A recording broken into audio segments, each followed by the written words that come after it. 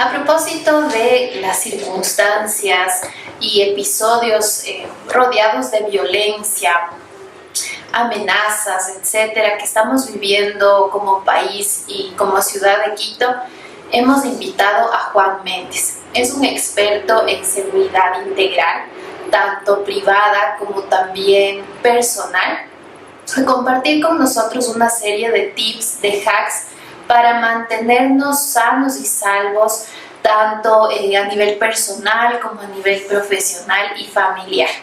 Entonces, con ustedes damos la bienvenida a Juan. Muchas gracias, Juan, por venir el día de hoy, por acompañarnos, por darnos ese tiempo tuyo.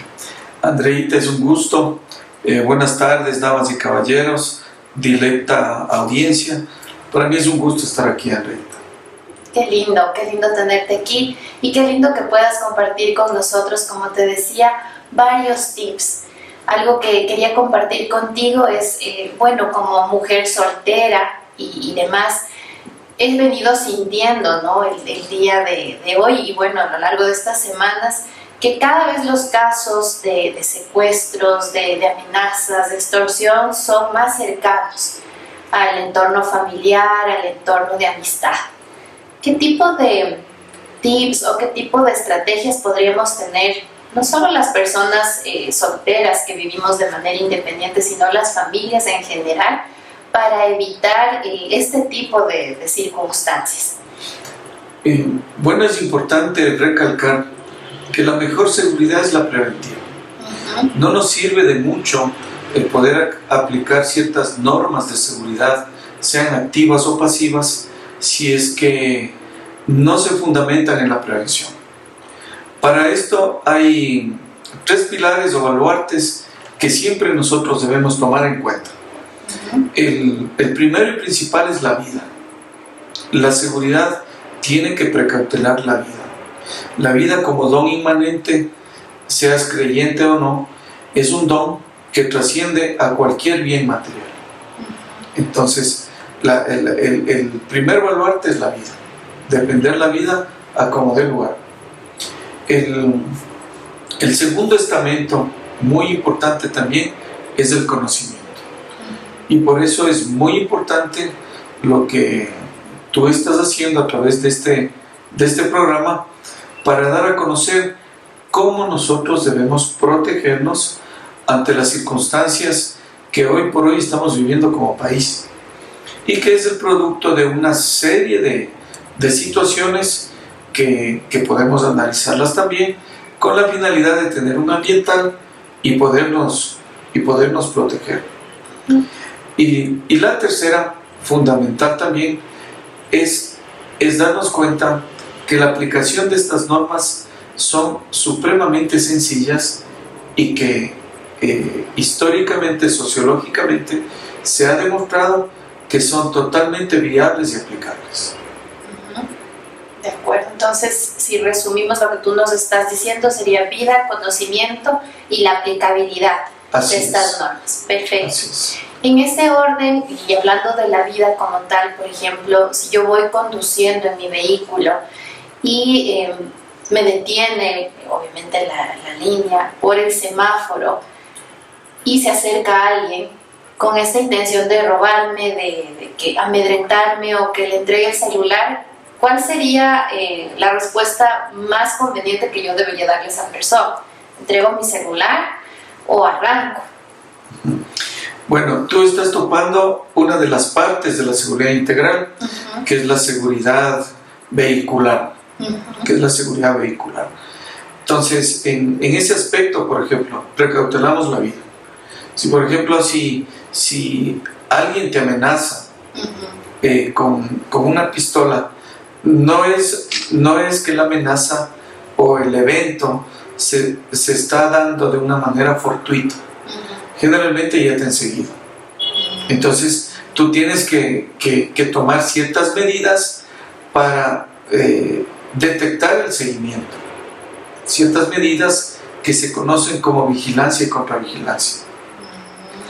Entonces, si tú haces acopio de esas medidas, vas a prevenir y vas a evitar que te asalten.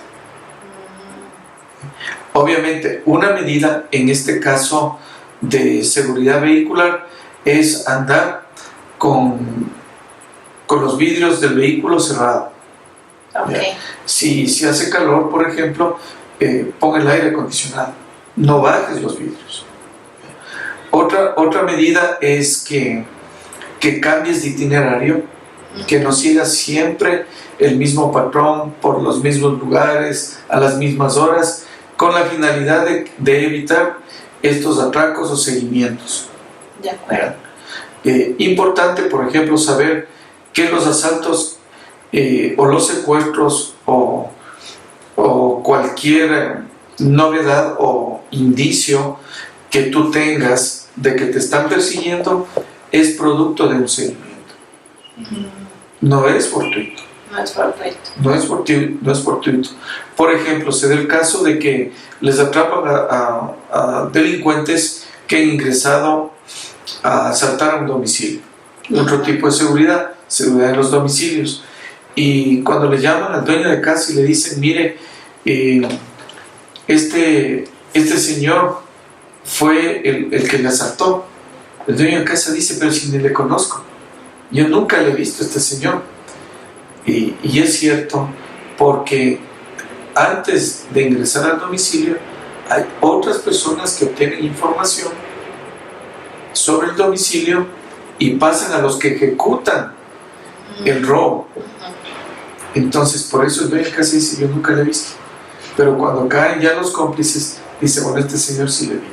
Fue el señor que me timbró, que con el pretexto de venderme algo o de entregarme una botella de agua, etc. Entonces, por eso es que es muy importante conocer cuál es el modus operandi de estas personas.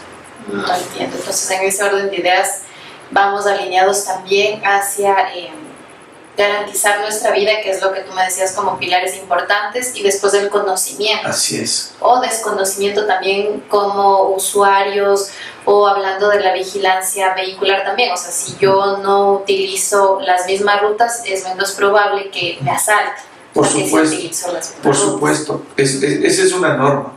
Otra norma es evitar lugares peligrosos, evitar horas que no son las convenientes, evitar horas o lugares en donde hay algazaras, por ejemplo, y se pueden dar peleas o aparente peleas para poder asaltar. De acuerdo. Y de acuerdo a tu experiencia, ¿cuáles son las horas o los lugares, ¿no? Hablando aquí en Quito, más peligrosas o más vulnerables al momento de salir o de frecuentar algún lugar?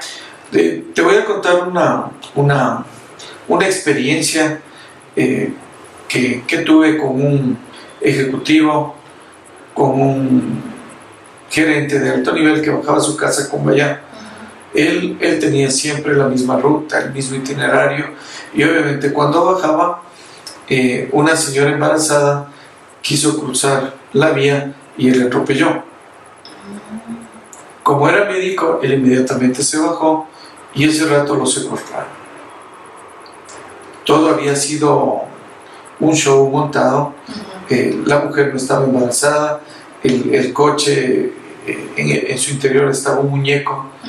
Entonces le asaltaron porque él nunca tomó en cuenta estas medidas de seguridad, nunca cambió de ruta, nunca él se fijó por el retrovisor si le estaban persiguiendo.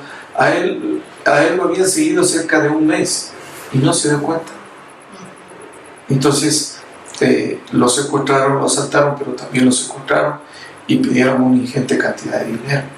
Si él hubiera tomado en cuenta estas normas sencillas, cambiar de horario, por ejemplo, no esperar hasta la noche, cambiar de rutas, es probable que haya evitado el secuestro. De acuerdo. Y por ejemplo, bueno, a propósito de secuestros, también se está dando mucho y está muy en boga el tema de la extorsión, de los sacapintas, de buscar ese tipo de coartadas y escribirte a título familiar, se podría decir, de que tu familia o tu sobrino, tu hijo están privados de su libertad cuando tal vez se dijeron, mira, ¿sabes qué? Voy al cine o voy con tales amigos.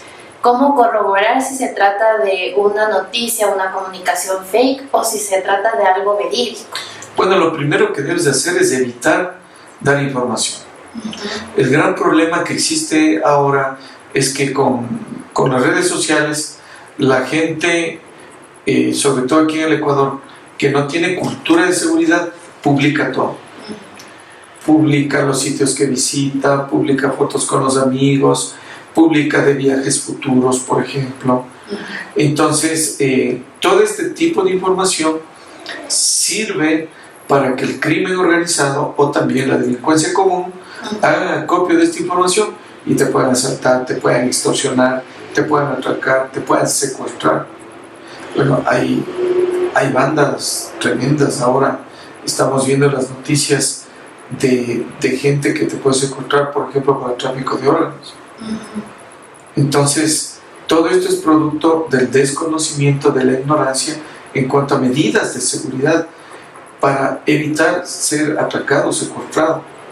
Una medida principal es evitar colgar información en las redes sociales, porque así tú les estás avisando a este tipo de personas cuál es tu actividad, cuál es tus hobbies, tus tendencias, y te pueden asaltar. De acuerdo, de acuerdo. Y pensando en ello, ¿no? En que somos sujetos, entes biopsicosociales, que el que menos tiene al menos una red social. ¿Qué tipo de información deberíamos tener en nuestro teléfono celular? Deberías tener la información estrictamente necesaria. No deberías dar más información de la necesaria para tu trabajo o tu familia. Que ya entramos en otro tipo de seguridad, que es la seguridad familiar, en donde ya toda la familia, hoy por hoy, tiene que hacer acopio de este tipo de normas para evitar ser asaltado, secuestrado. Entonces, este es un tema tan profundo que podríamos analizarlo desde el punto de vista sociológico, porque tú bien dices, los seres humanos somos seres gregarios, somos seres sociales. Entonces, sociológicamente hay una famosa pirámide que se llama la pirámide de Maslow, que tiene una base en donde crece esa pirámide conforme las necesidades primigenias humanas, que es el comer, el dormir, el tener techo, etc. Pero un componente fundamental de la pirámide es la seguridad, porque tú no puedes hacer nada si no tienes seguridad. Por eso es muy importante empezar desde ahí. De acuerdo. Empezar desde ahí, desde el conocimiento de que la seguridad es un elemento básico y primordial para hacer cualquier tipo de cosas. Por ejemplo, tú te vas a poner un negocio, haces un estudio de mercado. ¿Por qué? Porque eso es seguridad. Te vas a casar, tienes que conocerle a tu novio. ¿Por qué? Porque eso es seguridad. Entonces, todo eso empieza con este tipo de conocimiento desde el punto de vista sociológico y hasta antropológico, diría yo. De acuerdo. Bueno, hay un autor muy conocido y tiene un libro muy conocido. El libro se llama Leviatán. El autor es Thomas Hobbes. Entonces, cuando él habla del Estado, el Estado es la institución primigenia que tiene que dar seguridad a sus ciudadanos.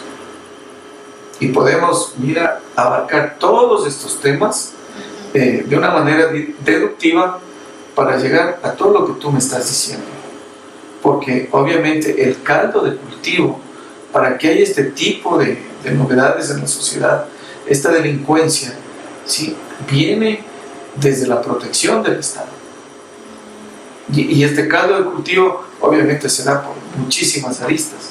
Podemos ver la delincuencia producto de la falta de trabajo, por ejemplo, la delincuencia por el producto de la descomposición social, la delincuencia por el producto de familias disfuncionales, etcétera, etcétera, etcétera. Y obviamente esto se canaliza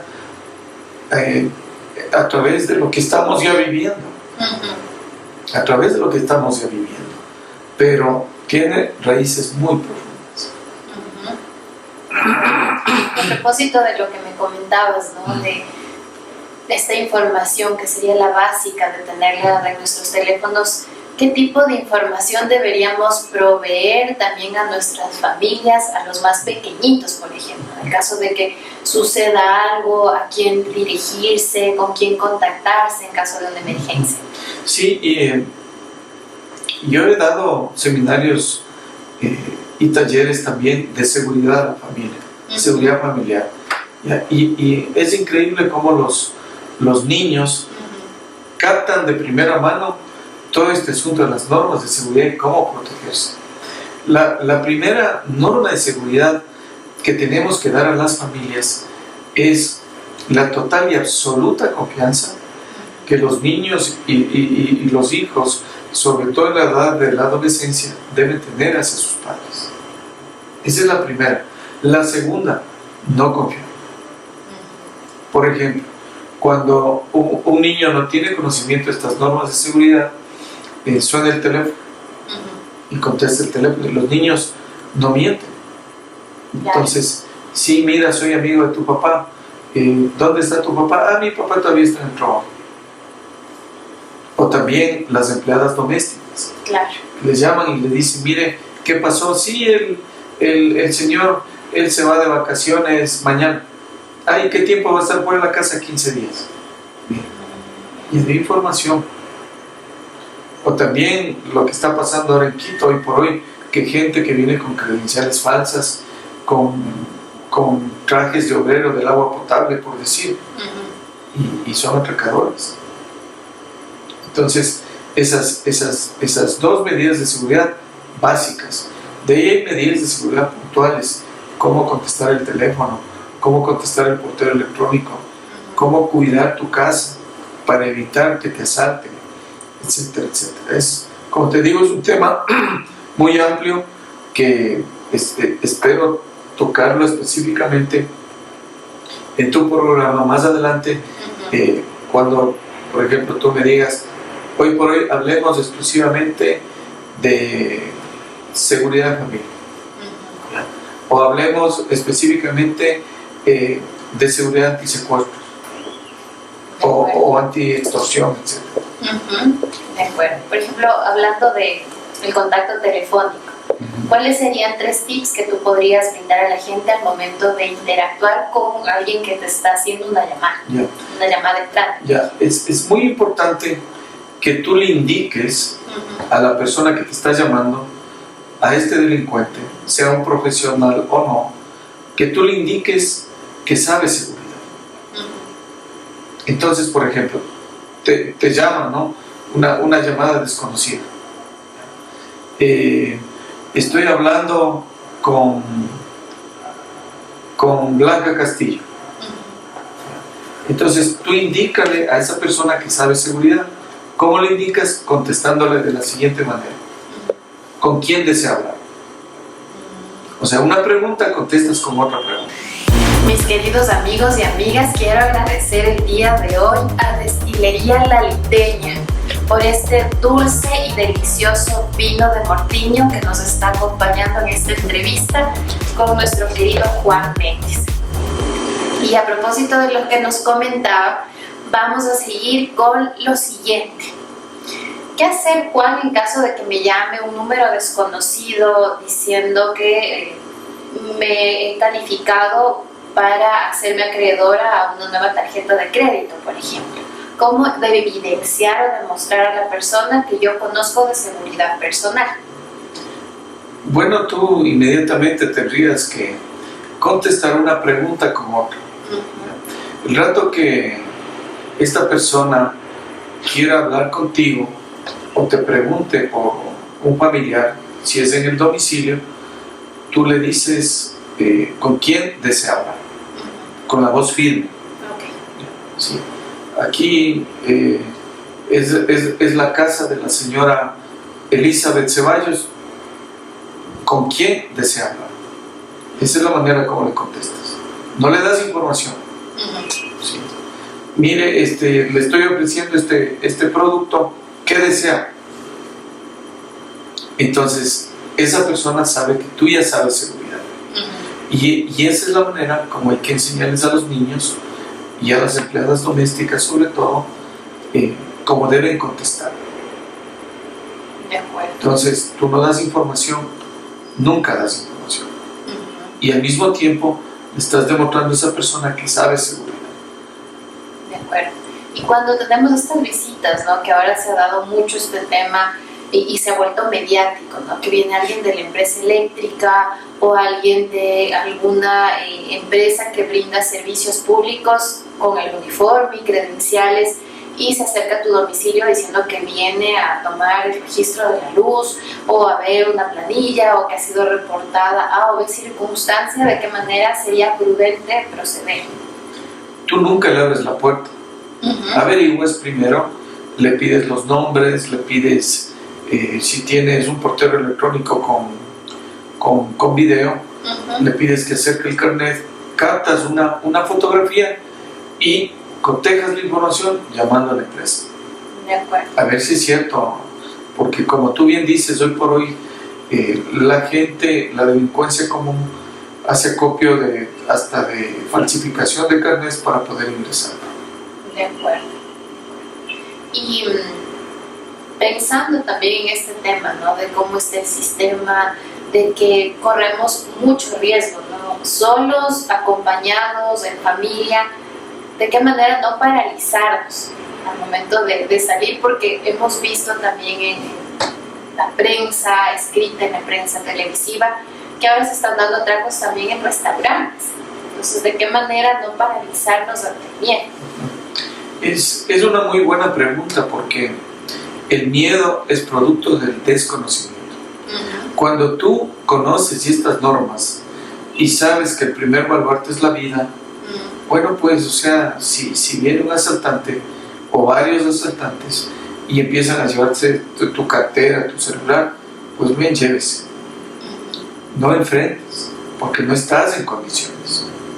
Y lo que hay que saber, que es importantísimo, es que el asaltante, a pesar de la aparente seguridad que puede demostrar, está altamente nervioso y con la adrenalina mil. Entonces, por los nervios inclusive, se ha visto ya que ellos apretan el gatillo y matan a las personas, muchas veces por los nervios. Entonces, es preferible que el asaltante se lleve las cosas materiales y que luego de ello se puede recuperar, pero la vida o una mala herida, ¿cómo recuperas? Entonces, no hace nada. Esperemos que el dueño del restaurante tenga las alarmas o las medidas del caso activadas para llamar a la policía, por ejemplo. Pero eso ya no nos compete. De acuerdo. Entonces, ante ese tipo de circunstancias, es preferible hacer caso, por supuesto, al asaltante, al atracante, entregar todo lo que nos está pidiendo y no decir nada. Así es, así es. De acuerdo.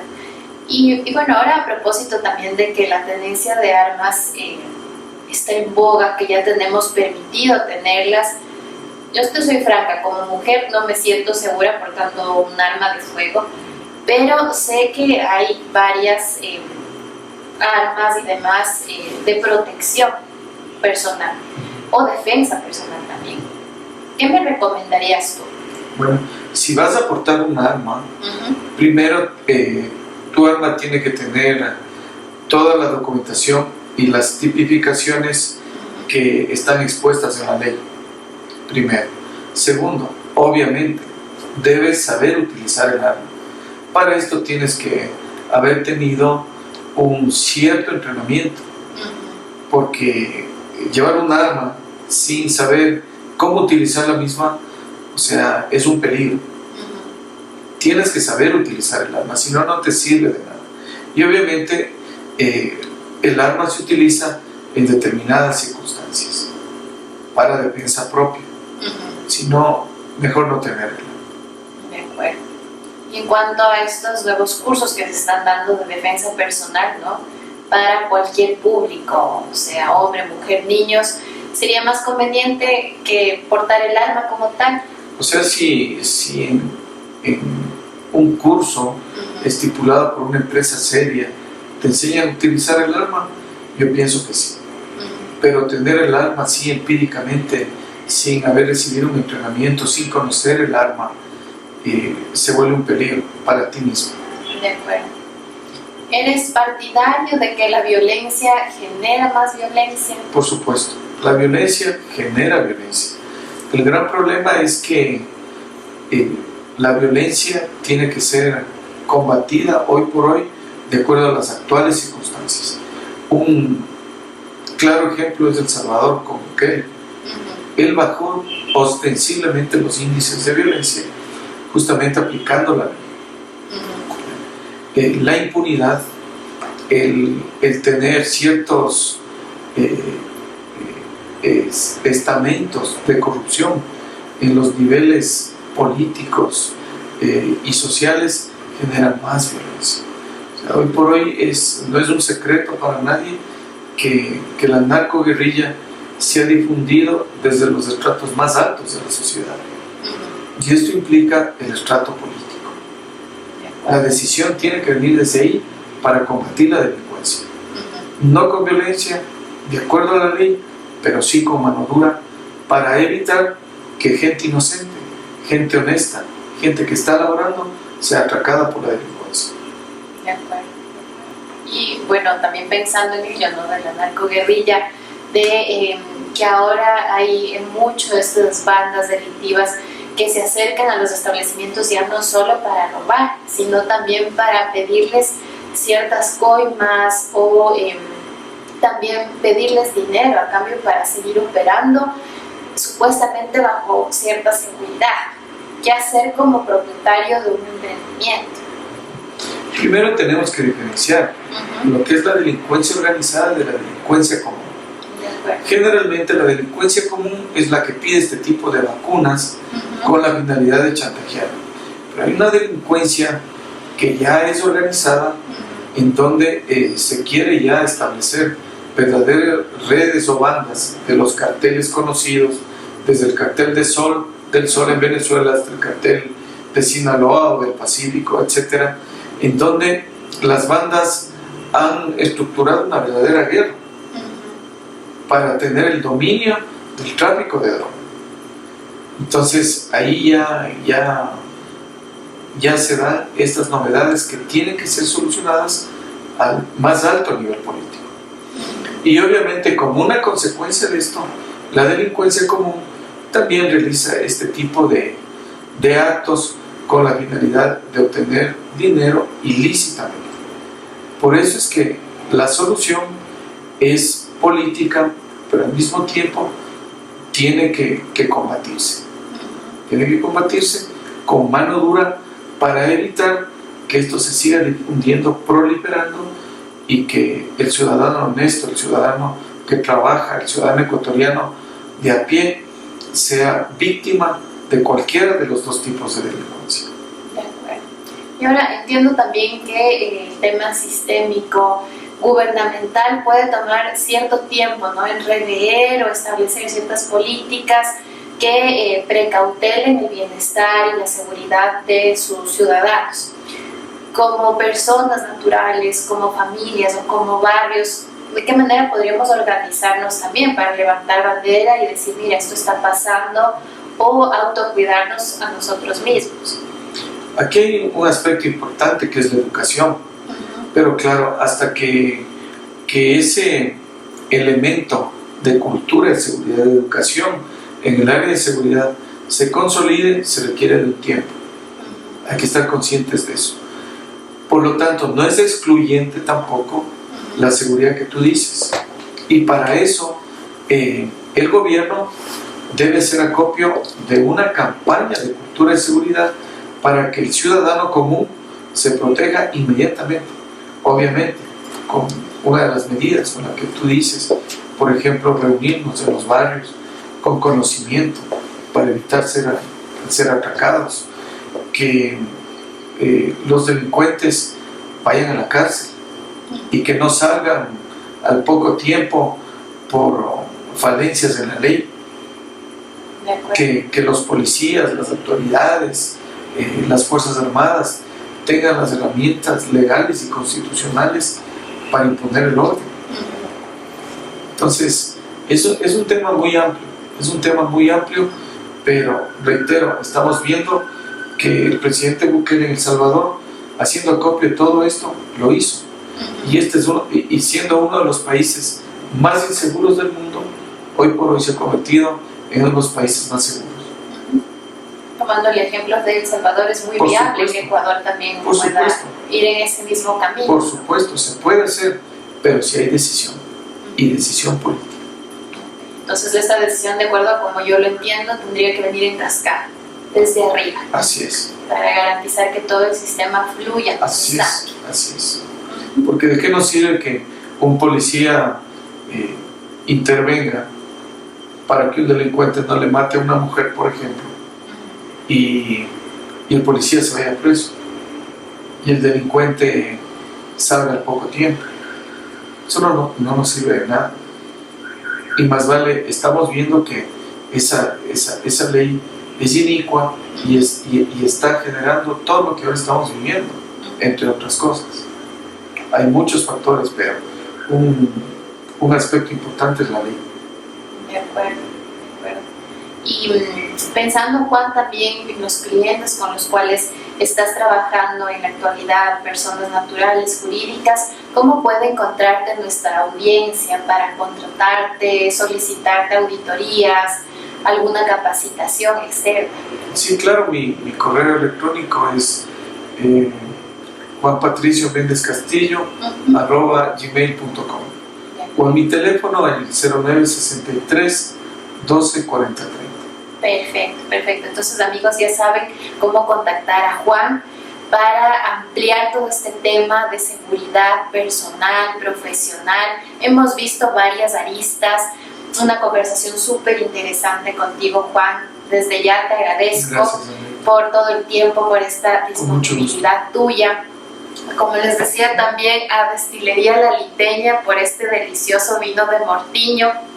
Y a ustedes, nuestros queridos amigos que están acompañándonos día tras día en Vino y lo Contó. Salud por ello. Salud. Y muchas gracias por venir. Éxitos. Gracias.